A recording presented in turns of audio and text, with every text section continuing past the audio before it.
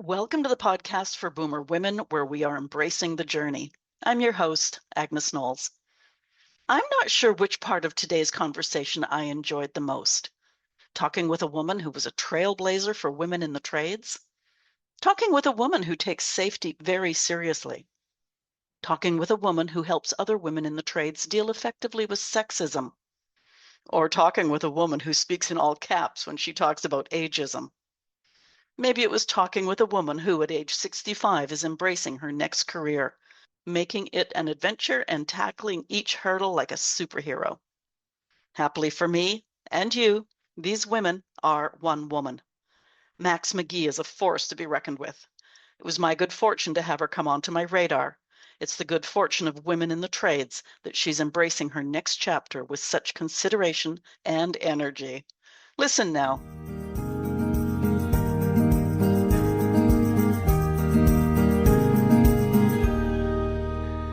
I think we can all agree that people's stories are interesting, incentivizing, motivating, but there are some stories that I love even before I hear them. Such is the story with today's guest. May I start with a little of my own background? Back in the 70s, there were two job paths that really excited me: auto mechanic and long haul trucker. But I was not bold enough to pursue careers so far out of the norm for women in those days. My guest today is not so encumbered. Brenda is a union carpenter and knows how to weld, and she's been a professional model since the age of 19. I love the fact that I can say all of that, and most people nowadays would say, cool, not what? Like so many people, COVID changed Max's. Yes, her name is Brenda, but I have permission to call her Max. COVID changed Max's life. The result for her? Got Street Blues, working clothes for working women. And who best to design clothing for women in construction than a woman who's worked in construction? I am so looking forward to hearing this story. Brenda Cumbie McGee, Max, welcome to the podcast for Boomer Women, where we are embracing the journey. Oh, thank you for having me. I'm so excited to be here. I love talking to other women my age. Yeah, there you go. Okay, good. Now, I understand that construction was an early love, but modeling was your first career. Fast forward today, you've had success in both. Yes. Tell us your story. It started out with a 10-year-old girl beating up her only brother and taking his red dump truck. It was a Tonka dump truck, so it was a nice big heavy metal dump truck that I wanted from the day he got it for Christmas. So I would beat him up and take it and go play with it. And my mother always took one of us to the grocery store every week. If you went, you knew you had to go get everything she asked for off the shelf. But at the end, you got a gift. You get to buy a toy. So that was like why you wanted to go. And I picked out a conveyor belt. And she's looking at me like, that's what you want? I'm like, yes, that's what I want. It was a little orange and white thing, that kind of yellow orange, that construction look. And you could fill it with dirt and actually spin it so that it would dump the dirt on the other side. So I took that and my brother's red dump truck, and I got in my mother's side garden. She had a beautiful yard, big, huge gardens, and I decided to put up a whole construction site. That was at the age of 10. But by the time I hit 12, I was very interested in her clothing. She had beautiful clothing. She came from the era of the matching shoes, the purse, the gloves, the hat, the whole gamut. And I'd be up in the room trying on all her stuff, killing her high heels because my little feet didn't fit in her shoes. So of course I'm in the middle of the shoe with my heel and she's like dying because she thinks I'm going to break them. But I would dress up in all this stuff and I just loved it. So I said, I want to be a model. And then everybody found out I wanted to be a model at the age of 12. But I was such a tomboy that it kind of threw everybody off because my brother was my playmate. He taught me how to play sports. He taught me how to play basketball, which I ended up playing all through high school, rec league, you name it. I was on the first girl on a boys basketball team on Saturday mornings that my mother would take us. She'd pile all the guys in the car with me, and I was a girl long as I was in the car. But the minute I got out, I became one of the guys. So she used to just get tickled about that. And then it was fashion just kind of took over. it's like, I like to dress up. I like to look pretty, but I was still this tomboy at heart. So sorry about that. I'm still this tomboy at heart. And it was, okay, you can do both. So I dressed up at school, but in school, I was always in the wing that had the auto shop, that had the welding class, that had the architectural shop, and had the art studio. I love to paint, got that from my mother as well. So I was in art studio all the time, or I was either across the hall in the welding class, or I was in the architectural class making drawings and stuff. So it was kind of one of those things that it was being creative. It was being creative and you could be pretty at the same time. So I liked them both. And so it came from a young age that construction meant something. And then I found out that my father, just remember this, he actually did architectural drawing in high school. And my dad was born in 1914. So to see anything that he did, my grandmother was like, well, you got that from your dad. I'm thinking I got everything from my mother because she was like the hands-on, the handy woman in the house, staining, painting, fixing stuff, you name it, she did it. My father, not so much. And ended up, I saw these wonderful drawings that he did. And they were, I mean, they were perfect. And I'm like, okay. So it's kind of both of them blended together, right? And I ended up, I modeled. I wasn't making a ton of money. I was doing the regular, we call them regular size models. That's those little skinny girls. I could never get that skinny. I'm a big girl, big bones. And then I ended up going into plus size modeling. Now that was the ticket for me. That was my niche. Because not only did I not have to worry about being skinny, they fed us on the jobs. So we got food. The skinny girls didn't get any food. So we'd be sitting there looking at them as we're stuffing our face with bagels and whatever. And they're like, okay, eat up, girls. You know, we don't want you to lose too much weight. That was right up my alley. So it was perfect. And I did very well in the plus size niche. And so that went on until I was 34. And then I had a female emergency. I had to have some surgery.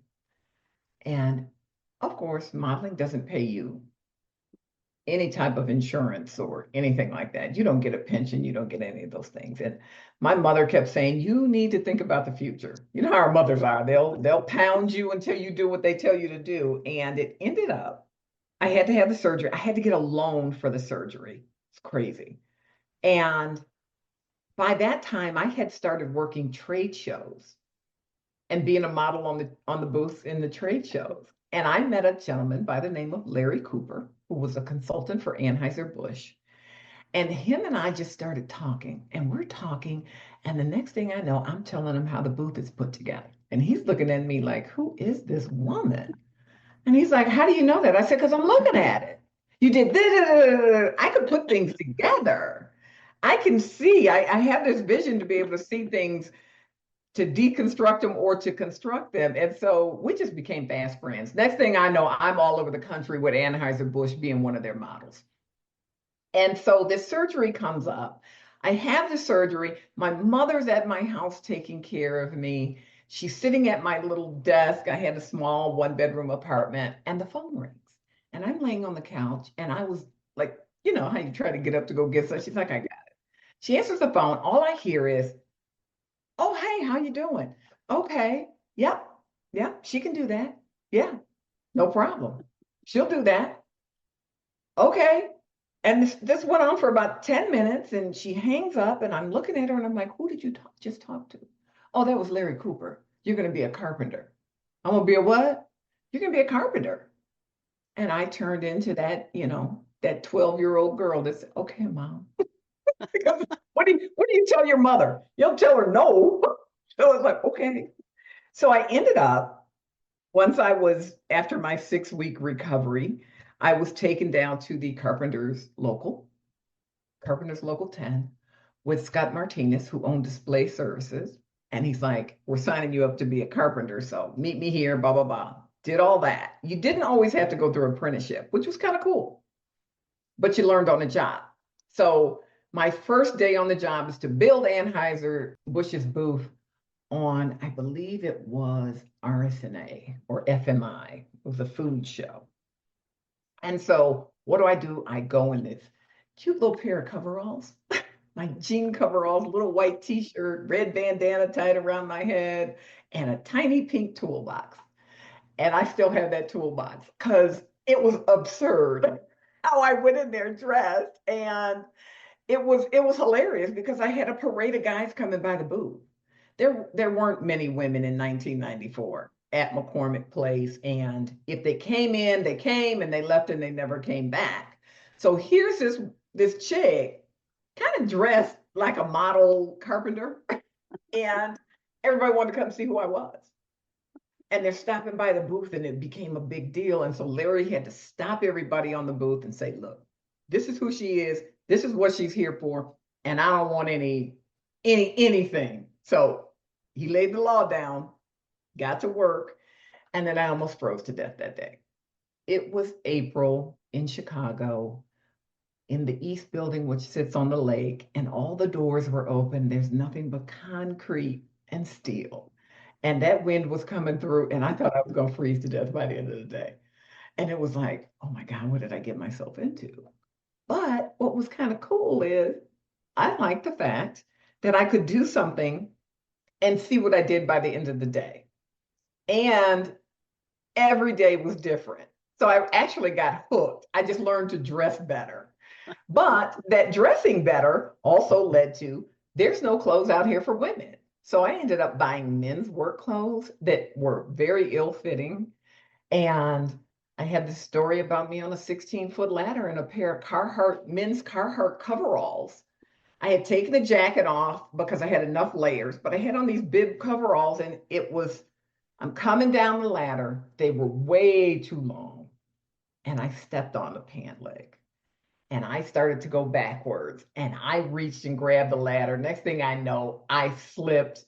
I'm going down the ladder like a cat. I tell everybody, I must have looked like a cat trying to hang on for dear life. Broke up every fingernail, hurt my fingers, everything, but I wasn't going to flip over. So it was this thing like, I need clothes. I need clothes that fit. I'm going to kill myself, right? And so Gott Street actually became a thought in the first year that I was there. That was 1994. So by 95, I had all designs laid out. I had drawn a bunch of designs. Oh, this would be great. This would be great, yada, yada. Then the next thing I know, I got offered to work in the building. I did that, worked in the carpenter shop, learned how to make cabinets, all kinds of stuff, put my welding skills to work on a few things, and then decided, nope, I like that show floor a little bit better, a little bit more freedom.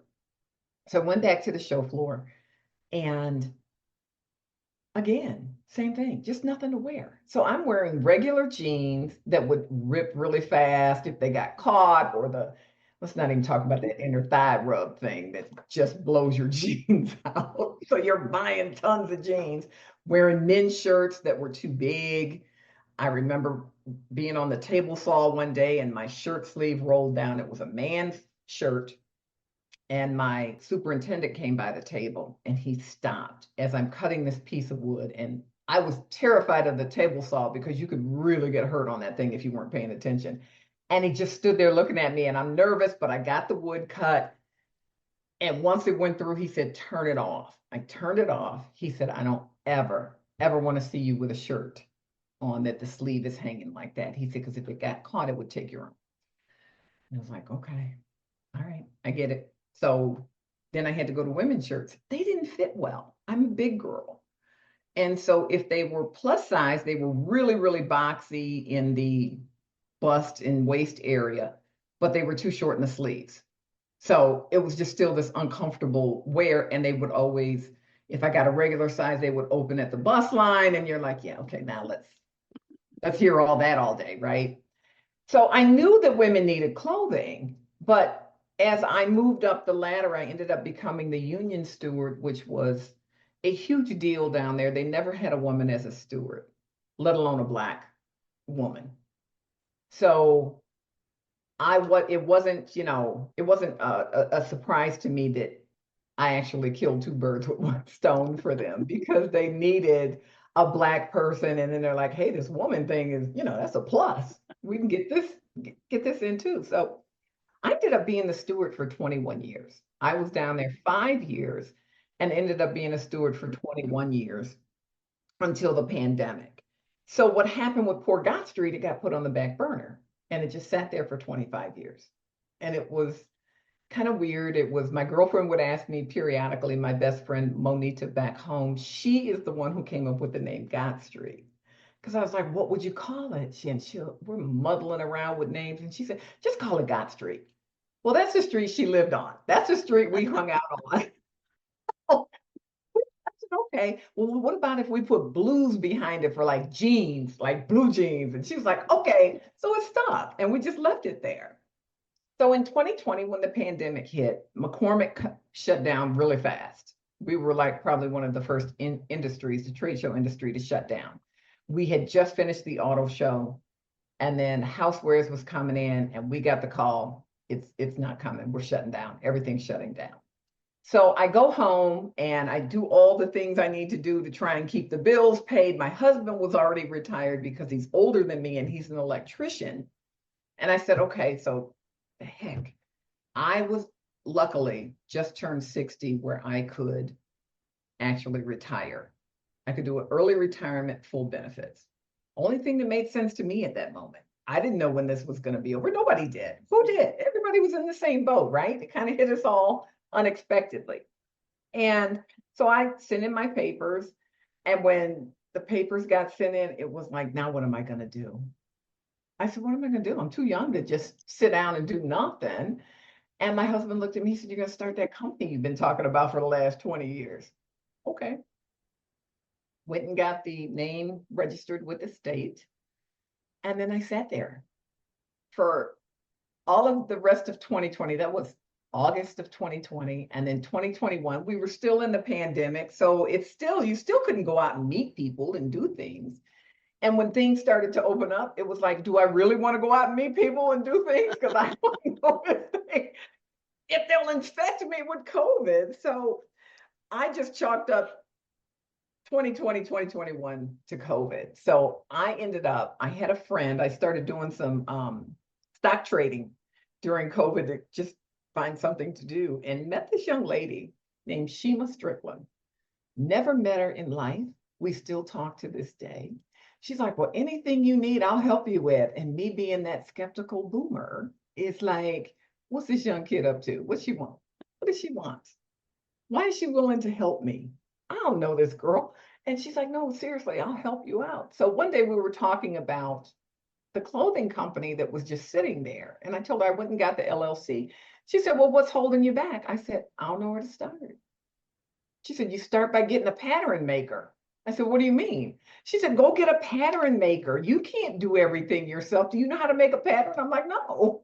She's like, go find a pattern maker. She actually had a degree in fashion design and found out that's not what she wanted to do.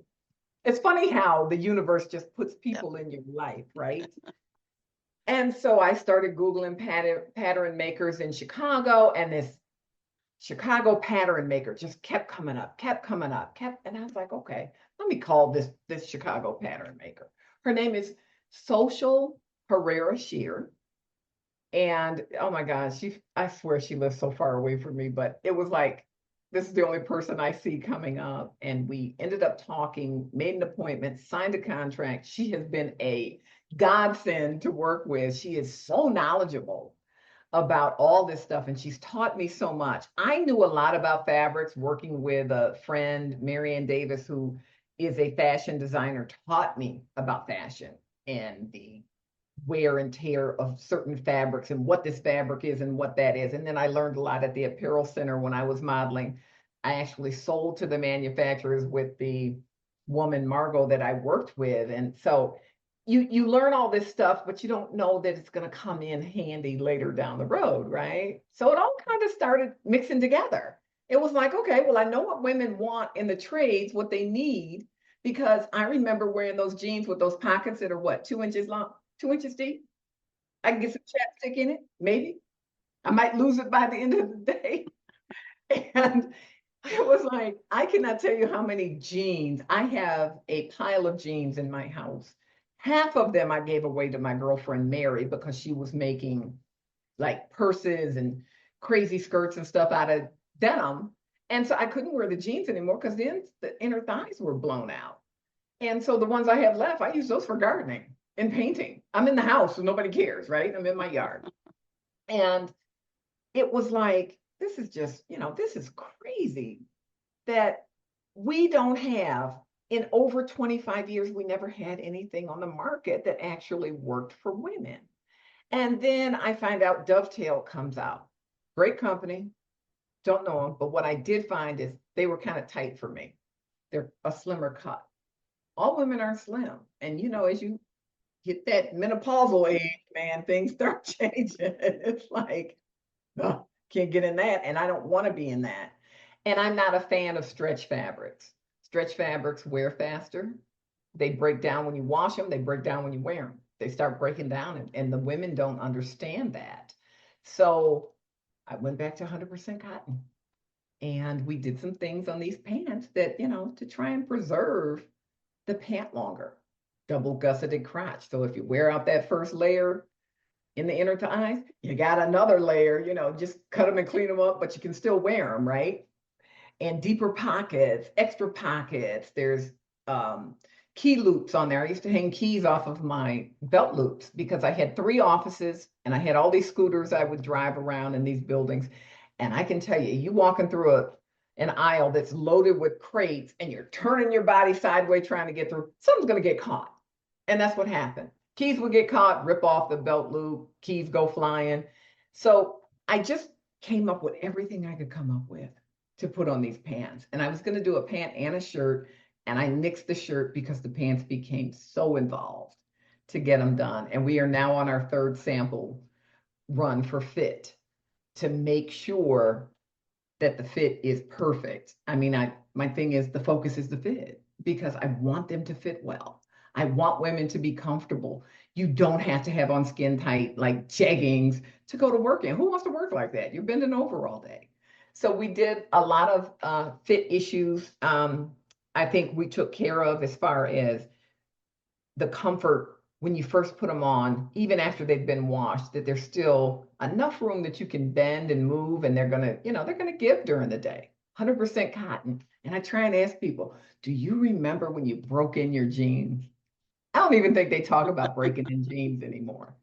You break in that pair of jeans, it becomes your favorite pair of pants because it fits you like a glove. They're just perfect. You didn't even want to wash them. So I'm trying to get back to that. So that's how God Street, just came together. It was out of a sheer need for women to have safe, functional work clothes. So many thoughts. First of all, I gotta say that I have never had a pink toolbox. I've got a big toolbox. It holds tools. And there's not a single piece of manicure stuff in the box. Um, how many women, or how have you seen the percentage of women change in the job site, work site? And Agnes, when I started, I was it. Yeah, no, I'm sure. I Yeah. was it. There was probably a couple of women electricians. There were definitely some that worked in the house at McCormick Place, but on the show floor, I was basically it. And so now I am so jealous. I am not going to lie. I am so jealous. There's so many more women out in the field.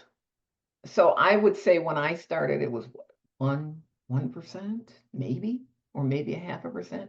Now we're looking at, I think it's 14% women, Wow. which is a lot. It's over 1 million women now working in construction.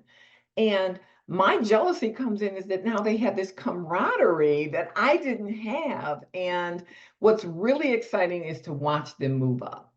You now have women in the apprentice programs teaching. They're running some of the programs at the schools and um, becoming a BA as a carpenter. I can speak for carpenters, but not the other ones because there are women BAs. There's very few BAs as in the carpenters trade, but they're getting there. And it's really nice to see What are all these BAs?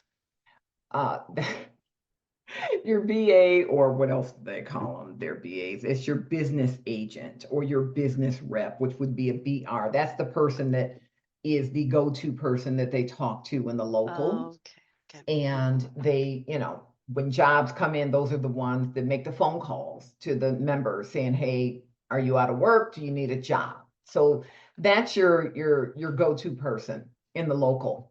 And to see women get those positions is really exciting.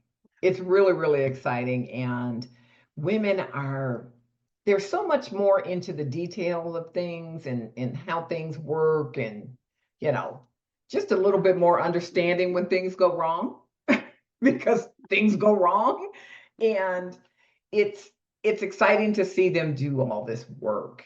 And it's growing because women have now realized, hey, I can actually do a job, make the amount of money a man makes. There is no scale where he gets $1 and Wow. you get 70 cents. Everybody's making the same amount of money. Everybody has the same benefits. You don't have to worry about your insurance. Once you hit your journeyman status or your certain amount of hours, like where I worked, you had to have 250 hours a quarter. So in 3 months, I had to make sure I had 250 hours worked to keep my insurance. And yes, sometimes you lost your insurance by a few hours, but you could go and get, the Cobra stuff to get you through. But I think women just realized, hey, I can do this. And there's a lot of women who are really good at what they do. And they have the benefits. They can raise their families. If they don't have a husband, they're a single mom, or, husband just ain't working, and they have to run the house or whatever. She can actually carry everything. And I just see more women getting interested. And I'm really excited that the trade show industry has become kind of a norm for a lot of people, because that was an industry nobody knew about. It was like this hidden gem, because you're outside but not outside. They would just open up the doors, you'd be cold, but once those doors closed, it's like working inside in a shop. So you weren't in the elements all day. And then you have women now. I just met some girls that are really interested in being crane operators. Those Wow. crane operators, man, that is the person on a job outside. That is the number one person. And when that person goes up to that crane and gets in there, that's it. That person's running that job, because that's the person lifting and bringing stuff up to the roof or different floors and whatever. And so you're getting a lot of women into the crane stuff. I love that the welding is becoming very big. Chicago Women in Trades does a lot of welding classes and stuff, and you get to see these young ladies graduating, and it's super exciting. I just didn't have that in 95, 94, 95. Now, do any of these women, younger women, do they know you were a trailblazer? They do. I have Okay. met a lot of them. Oh, good. Now I'm actually going around and chatting with them about what I did. And it's kind of funny because they come to me with, and that's okay. They come to me with some problems that, you still have to understand. I infiltrated into a world that was just men. It was really just men. And I had to pick my battles. I had to figure out how to present myself to these guys. Yes, I got the cat calls, some very horrible things said to me, and some of them just didn't want me there. I didn't care. I invited a few of them out on the dock. Come on out here and say that to me. Then they look at me like there's something wrong with her. She can't beat me up. No, I can't, but you're gonna know you've been in a fight. That's all I can tell you. So I get a lot of that, which I really, really enjoy helping them understand. Everything is not for you to just fight. Some things you have to look at it for what it is. You deal with it quietly. Some things you can deal with it quietly, and it's just as effective as punching some guy in the nose. It's the same. So I do enjoy that part of it, when they're having these issues and they don't know how to really handle it in such a way that it's not going to affect them. Because I don't care what job you work on, what industry you're in, retaliation is real. And it's done in such a sneaky manner that I have to explain to these girls, if you're going to say that, are you ready for this fight? Because that's where you're going, and it's going to be a fight. And so then kind of teach them to back off. And it's the things I had to learn on my own. And my husband actually, I worked with him and I used to confide in him a lot about what was going on. And he would tell me, handle it this way, handle it that way. And I only married him because I couldn't date any other guy outside of the business because I was always working and nobody understood that I was always working. So I told him, I said, yeah, well, you got me by default. Oh, But nice. Now, surely there's safety, or not safety, or safety, but also strength in numbers. When yes, you're the only woman on a job site, you pretty much probably needed to suck it up. I did. On a But lot of things, I did. yeah, whereas I did. now there's protections and there's, guidelines and all that sort of stuff Yeah. around. I mean, but now with the climate that we're in, coming from Washington, there's this boldness of I can say and do whatever. This whole DEI thing, which I just thought was a crock of crap anyway, because most of it was performative for these companies. As you see, they easily just got rid of their programs when they felt threatened by the White House. And so it's basically getting the women to understand you can speak up in such a way that it's not going to cause you any harm, but you also need to know that you need to have your allies. And sometimes it's not always the women. It's very unfortunate that sometimes women don't support other women because they become very self. It's all about me. And what I do like now is that they have what they call the Sisters in the Brotherhood.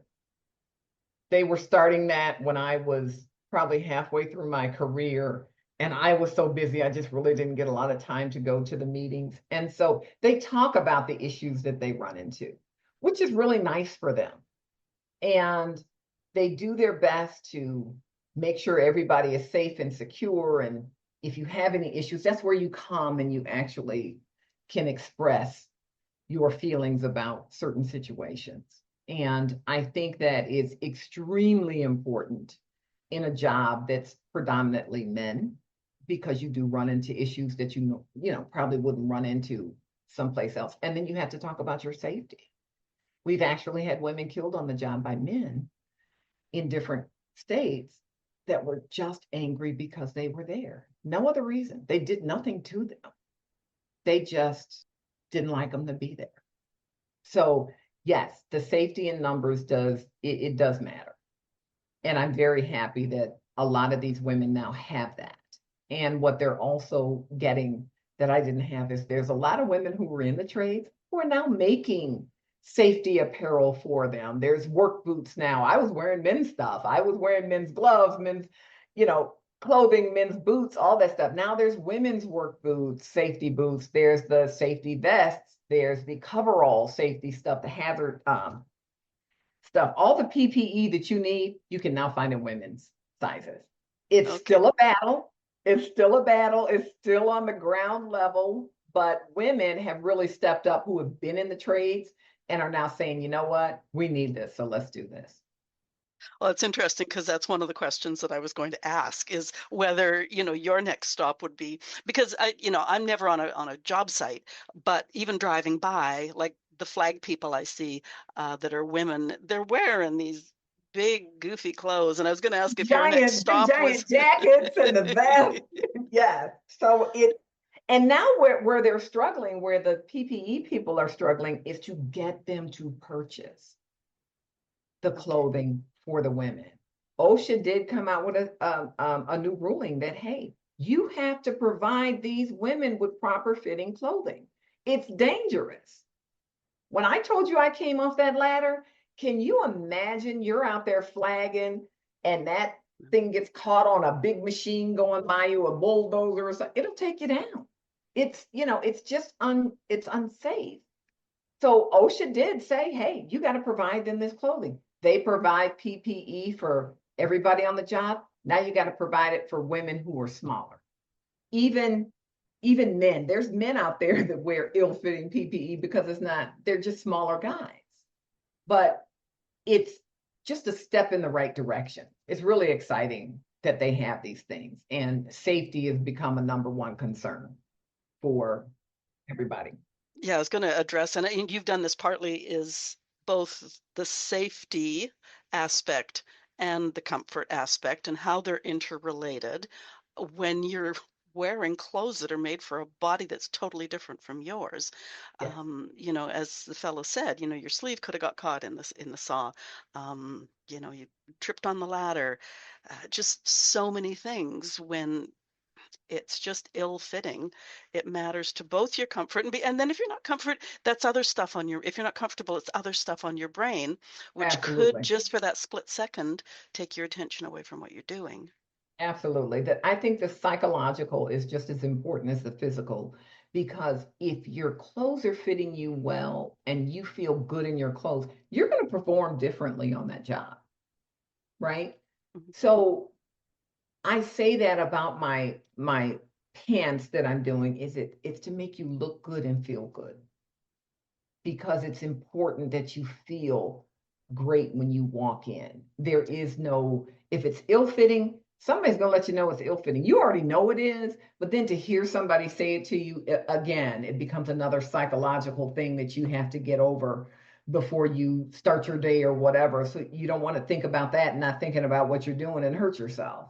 I mean, accidents happen so quickly on a job site. Yeah. I've seen it. I've watched guys get run over by the forklifts. I've seen hands get smashed. I smashed my own hands up, and it's it is the psychological is just as important as the physical. And so my whole thing about making clothes for women is to make you feel good and look good.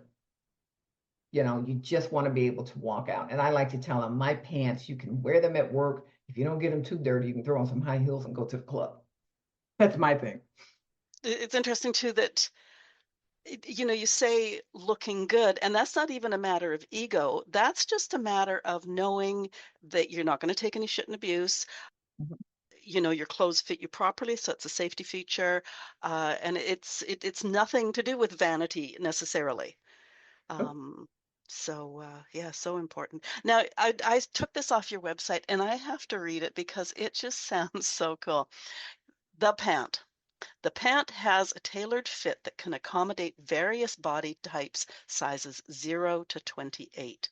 Some features that enhance the functionality of the pants include reinforced knees for durability, with inside removable knee pad pockets, multiple pockets that are deep and convenient for tools and gadgets, gusseted crotch for ease of movement.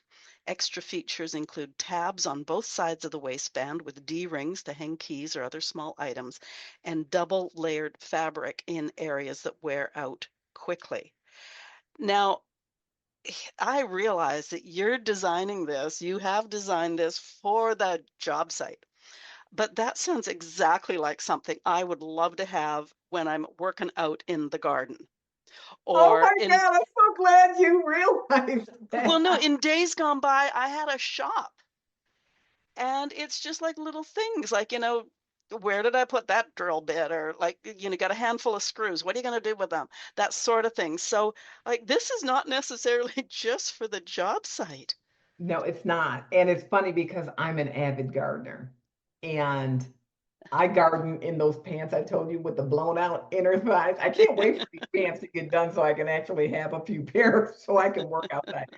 And what I love about it is, yes, I actually, talking with my marketing person, I want to actually push these towards your DIYers, your gardeners, because there are a ton of women who garden. And what do you have? You have to have that pad to drag around and kneel on. You have, the little bag thing with all the tools and stuff. Why? I can have it right on my pants, right? I can just have them on me instead of dragging all this stuff with me. So, yes, these would be absolutely wonderful for gardening. And we have talked about that. And we're also doing just a slight lighter weight pant of fabric for that. Because, when you're outside, it get a little warm. So a lighter weight pant with all the same features, but yes, they would be absolutely perfect for gardening. They're great for DIY women at home. Yeah. You know, I don't know about you, but I'm a hot mess when I'm DIYing. I got stuff everywhere. So You'll appreciate the fact of how excited I was when I got my second drill because I had the screw bit in one and the drill bit in the other. wasn't I that was like, great? ah, yeah.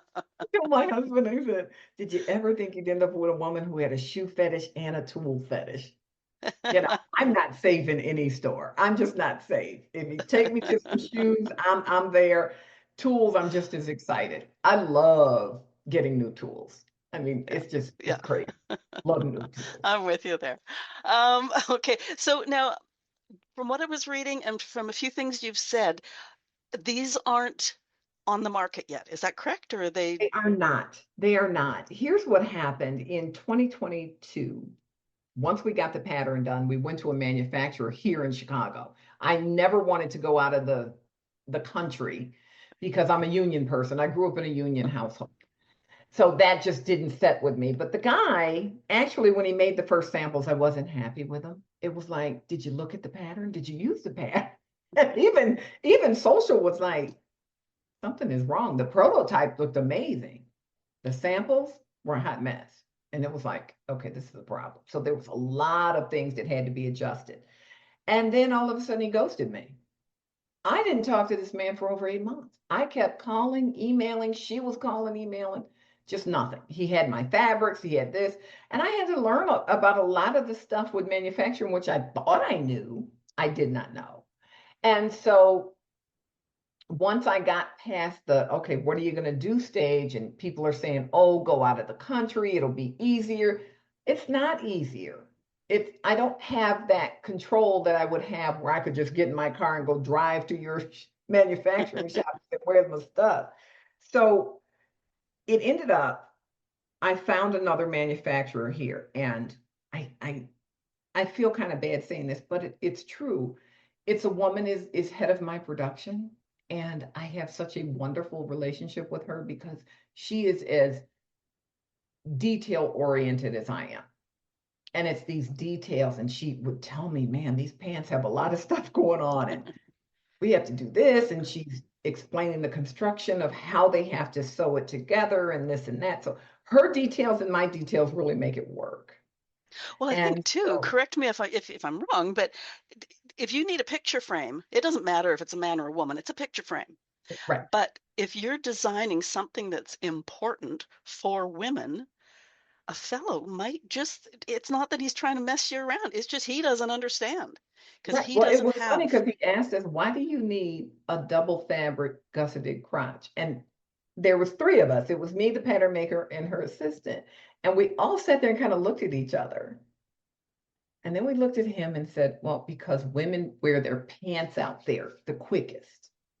And he was like, oh, well, in the denim that he makes, he doesn't care because you'll go buy another pants. But when you're working in them, you want them to last as long as they possibly can. Would I like to sell you a pair of pants every month and a half, 2 months? Absolutely. Is it ethical in my head? No, it's not, because I've been there and I know how that works. So it is important that you have these little details specifically for women. Yeah. And he didn't understand it. And so it was just really wonderful to have Diana help me with this and figure out the little things that all the stuff that I wanted to do, it can be done. It just has to be done a certain way. And I didn't know how to do that construction part. So it was pretty exciting to me. And I said, man, 5 years, I hope I can snag her to come be in my manufacturing company. Because that's where I would really like to go in 5 years is do my own manufacturing right And here in that's, Chicago. I think it can be done. yeah, that's amazing. Now those pants are going to become your flagship product by the sounds of it. But Yes. you currently, I want to go back to your product line. You're designing clothing for the working woman, Mhm. celebrates the trades, Mhm. A lot of your offerings would make great gifts for any gender in the trades. I mean, you've got caps, mugs, teas. Yep. I went through your stuff and I saw plumbers, pipe fitters, painters, electricians, carpenters, DIY, even unions Yes. represented. First of all, you know what word I couldn't come up with? What are those pictures on the front of a tee called? Are they like transfers or They're most of them are just print prints? on demands. They're DTG prints. They're Oh, just, silk okay. screen, whatever you want to call it. I don't know what they call it. But Yeah. there's so much stuff there that, as I say, just make great gifts as well as, recognizing and celebrating. Yes, I tried to cover all the trades. I was fortunate enough to go to the first Women Build Nations trade show. It was every trade that had women in it. And it was just mind blowing to see all these women. It was a sea of women through this hallway. And I don't even think they realized how big it would be. We were jammed. We were like tuna in a can going through these hallways trying to get to these different classes and stuff. And it was just amazing.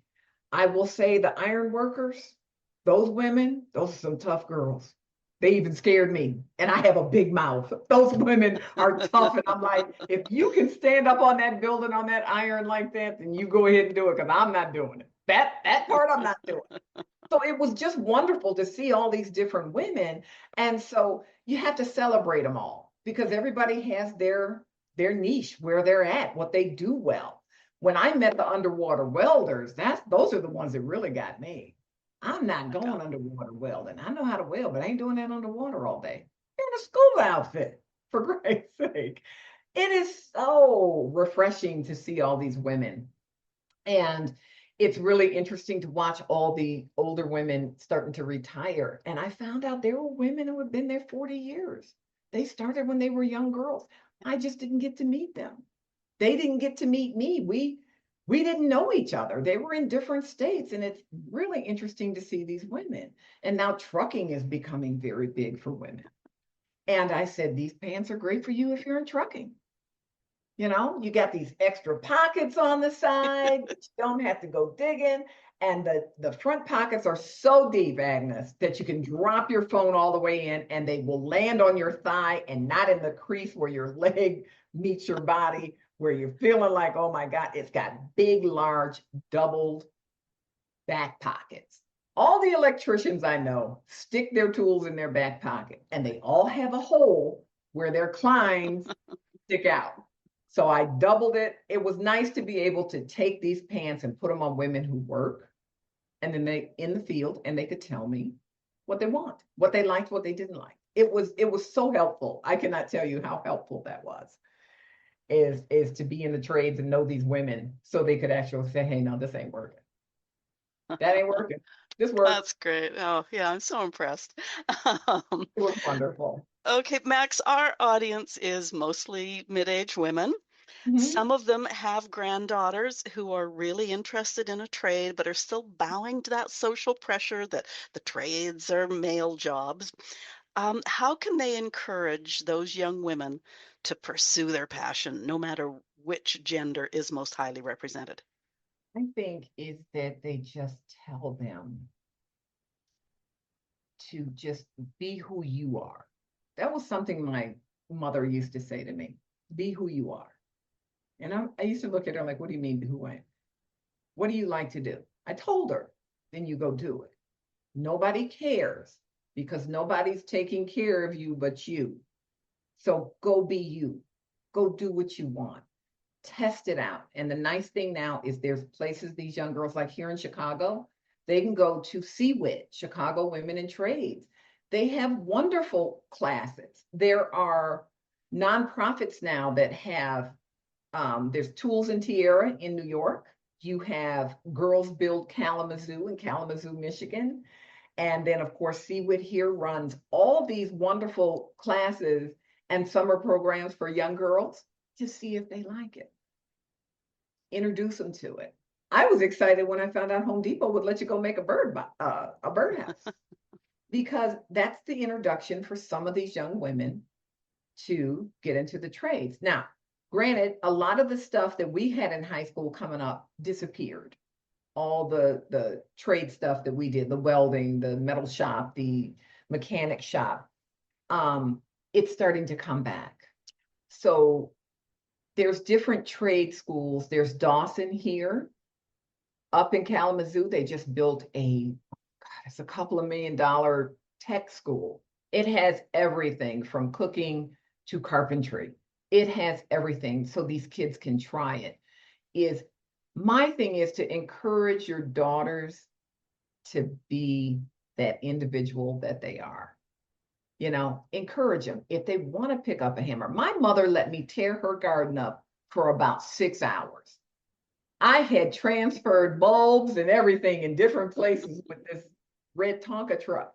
She allowed me to do that. And I think that's where we need to allow young girls to explore who they are and not tell them, oh, don't do that. That's a boy thing, right? And not to be loud. My family, I swear, is the first to come up with being the loud family. I think Saturday Night Live copied off of us. We were very loud people. And my mother, she would, if we were out in public and got too loud, she would, bring it down a notch. But she let us be that boisterous voice. She had 4 daughters. And she was very, hands-on doing things that men did. So she was like, let them explore. They'll land where they land. And I think that is the biggest thing when it comes to young girls who want to get into trades, is let them try. They may say, okay, this isn't for me. I've seen it. I've seen young girls get in the apprentice program and they realize this isn't what I want to do. And that's okay. It's okay to do that. But you at least need to, if they have a bit of encouragement, let them try. Let them try at home with you doing DIY. Let them do something. Show them how to use a tool. It's useful. My father made all of us learn how to change a tire. He had 4 daughters. Got to know how to change a tire, right? So that's what we did. So do that with your daughters, is you allow them to just give it a try. I think too that learning that there's things you don't want to do is just as valuable as finding out the things you do want to do. Absolutely. I agree. I agree. I agree. How many people went into a profession and they just hate it? Yeah. They just hate it, but they were kind of pushed that way because, like, I don't know, when we were coming up, we had typing class. I didn't want to type. I didn't want to type. It was that and the secretarial stuff. I was really good at shorthand. I never went to school. It was squiggly lines, so I understood it. It was creative to me. But why am I trying to be a secretary? I don't want to be a secretary. I never wanted to be a secretary, you know. And it was like I want to play sports and I want to, hang out with my brother and his friends, play some touch football or something. That's what I wanted to do. And it's really sad when you see young girls being directed into another area, right? I think, in our age group, we've been there, we've seen it, we didn't get the opportunity. So you become a first of a lot of things, right? I was the first in Saturday morning basketball. I was the first in the carpentry stuff. It was like, okay, that's fine. And it's okay to be different from everybody else. And I think that's something we need to strive to communicate to these young girls. It's okay to be different. Well, and I think it's really important for us too. I mean, I mentioned at the outset that I had wanted to be an auto mechanic and or a long haul trucker. That didn't happen for me because I was not bold. We're talking the 70s. But now, if one of my granddaughters turned around and wanted to do that, I have to say, absolutely, girl, you go for it, and Yeah. and facilitate however I can that she fulfills that because, Mhm. I mean, in recent years I got into cars a little bit. I got a friend who still calls me a gearhead, but who knows what would have happened if I had actually pursued that career at age 23. But who So, says you can't do it now? oh no, I'm having too much fun here now. Ah, dear. Okay, what haven't we talked about that you'd like to add before we wrap? Ageism. I'd like people to know it. You're never, ever too old to start something new. I started this at 60. I am now 65.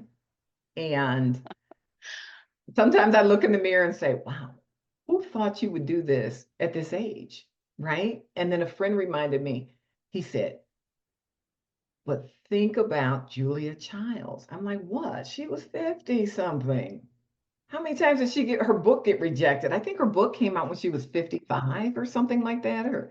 And she was just amazing. And she had a 30-year run. She was in her 80s, right? So you're never too old to start something new and to be something unusual. Did you think you would be sitting here talking on the podcast? Not at all. But first of all, ageism is one of my soapboxes. But second of all, I'm going to get you on another podcast called Don't Be Caged by Your Age. Ah, I love Andy that. Lyons is amazing. She's I one of my love go-to gals. Yeah, I yeah. love that. Yeah. I tell women all the time. I'm when I tell them I'm 65, they're like, that's just not no, no. Yeah, you can start over. Yeah. You can start over. And that's one of the things I didn't say to you, Agnes. A lot of the women coming into the trades, this is their second career. Mm. They finally got the nerve to leave that first career that they hated and they go to construction. They're Yeah. finding out they like it better. And they're making, more money. Yeah.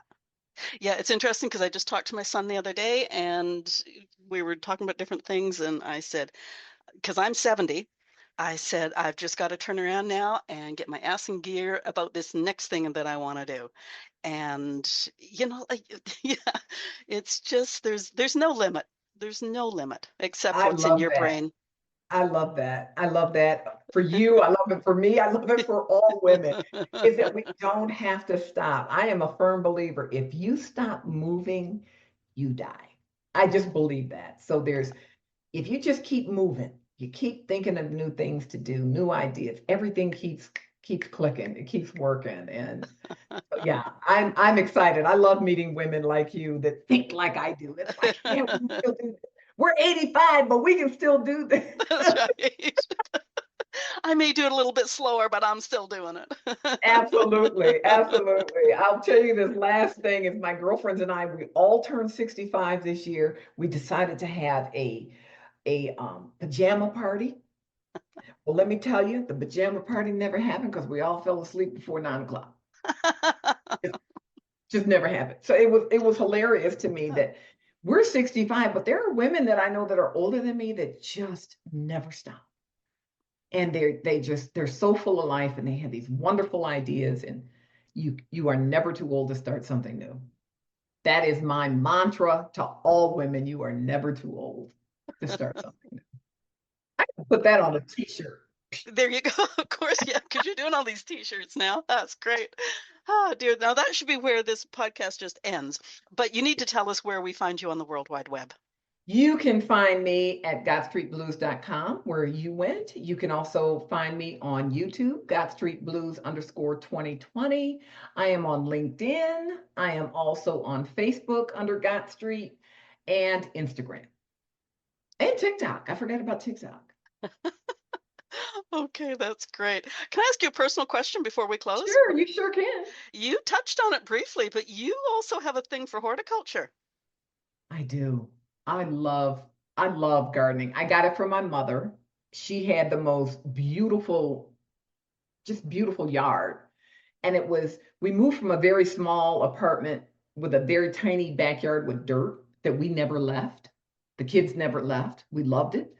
We moved into a bigger house, beautiful landscaping that she did, and she taught us all how to garden. We all know how to garden. And we couldn't play in it because if the ball went in the garden, we got yelled at, right? So it was like, we don't want to be in the. But I got my love of gardening from her. The one thing I remember is walking out the side door with this huge lilac bush, just the fragrance, Yes, just I love hitting lilac. you in the face, and these gorgeous flowers. And every year, I go down to Grant Park, Illinois, to Sunrise Nursery. Just had my trip last week, and just my husband panics because it's like, I'm not going to spend that much. I promise I'm not going to spend that much. And I'm always the one that spends more money. I do love horticultural. stuff. And I actually had a t-shirt shop. My first t-shirt shop was called Horticultural Delights. And it was all garden themed t-shirts. And that just kind of pushed me, oh, you can do trade t-shirts, that kind of thing. So yes. And I'm excited, and I would, be super honored to send you a pair of these pants. Since you are a DIYer, you got a toolbox. You told me you got a toolbox. Got So I'm going to 3 of keep you them. on my I'm going to keep you on my list, Agnes, and I would love for you to tell me how you like the pants. So, I would love that. And super. I'll have you know that I am the person who makes sure all of the grandchildren have their own toolboxes. Oh my And God, there that's so are no wonderful. pinky girly toolboxes There's no amongst picking. them. I have to send you a picture of that toolbox. You will die when you see this thing. It looks like something that you'd have seen on the Barbie movie. When I look Oh. at it, it's like, this is ridiculous. I actually went in there like that. It was so ridiculous. Oh, well, nowadays, if you were to go on a job site, you should take that, but just make sure you got the real one in the truck. Oh my God. Yeah, because I had that big honking thing after with all my tools and stuff in it. So Oh, yeah, yeah. it was Yeah. great. But yes, Agnes, I want to send me, you got my email, send me your number and stuff so I can send these to you. I would really love to hear what you have to say about these papers. I'll just be wearing them nonstop. Ah, dear, that's great. Okay, your website link is in the show notes, and all of the links are on your page at our website. Okay, Great, listeners, great. were any of you closet tradespeople like I was? Do you have a tradeswoman in your life now that you can't wait to tell about Max's clothing line? Talk to us. Leave comments where you're listening, or if you're listening at boomwithabang.com, scroll to the bottom of the page and talk to us there. Or was there something Max and I didn't discuss? Tell me in the comments and I'll get you a response. Share this episode. Several reasons. First of all, I think Max's whole concept is long overdue. There are so many women in the trades now. And also, let's do everything we can to get a boomer sister successful in her new venture. If you enjoyed this conversation, click the follow button and help us grow. I'm also registered at Substack. Following there is free, and you'll get notified every time an episode is released. Brenda Cumby McGee, Max, thank you for being my guest today and promoting not only women in the trades, but making sure they're comfortable and safe while they're doing it. You're welcome. Thank you for having me, Agnes. I enjoyed it immensely. Thank you. It was great. Have a great rest of week. Thank you. You too.